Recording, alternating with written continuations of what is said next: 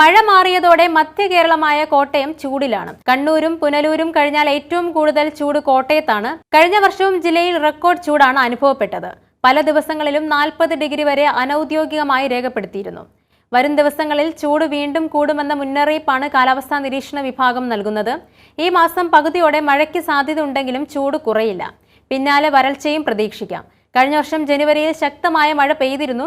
ജനുവരി ഫെബ്രുവരി മാസത്തെ മഴയിൽ ജില്ലയിൽ 178% അധികം രേഖപ്പെടുത്തി. എന്നാൽ ഫെബ്രുവരി അവസാനം മുതൽ പകൽ ചൂട് പൊള്ളുകയായിരുന്നു. പകൽ ചൂട് വർദ്ധിക്കുന്നതിനോടൊപ്പം രാത്രി താപനില കുറഞ്ഞതിനാൽ രാവിലെയും വൈകിട്ടും തണുപ്പും വർദ്ധിച്ചിട്ടുണ്ട്. മലയോര മേഖലകളിലാണ് തണുപ്പിന്റെ കാഠിന്യം കൂടുതൽ. ഏതാനും ദിവസം വെയിൽ തെളിഞ്ഞതിന് പിന്നാലെ വരണ്ട അവസ്ഥയായിരിക്കുകയാണ്. തോടുകളിലെയും പുഴകളിലെയും ജലനിരപ്പ് കുത്തനെ താഴ്ന്നു. ഉയർന്ന പ്രദേശങ്ങളിൽ കുടിവെള്ള ക്ഷാമം അനുഭവപ്പെട്ടു തുടങ്ങി. വേനൽമഴ നേരത്തെ എത്തിയില്ലെങ്കിൽ ഇത്തരം പ്രദേശങ്ങളിൽ കുടിവെള്ളം കിട്ടാക്കനിയാകും. നിലവിലെ സാഹചര്യത്തിൽ മാസാവസാനം വരെ ചൂട് ഉയർന്നു നിൽക്കുമെന്നാണ് മുന്നറിയിപ്പ്. 16 വർഷത്തിനിടെ സംസ്ഥാനത്ത് കൂടുതൽ മിന്നലുകൾ ഉണ്ടായത് കോട്ടയത്താണെന്ന് പഠന റിപ്പോർട്ട്. കേരള ശാസ്ത്ര സാങ്കേതിക പരിസ്ഥിതി കൗൺസിലിന്റെ ധനസഹായത്തോടെ ഗുരുവായൂർ ശ്രീകൃഷ്ണ കോളേജിലെ ഭൗതിക ശാസ്ത്രം വിഭാഗം നടത്തിയ പഠനത്തിന്റേതാണ് കണ്ടെത്തൽ.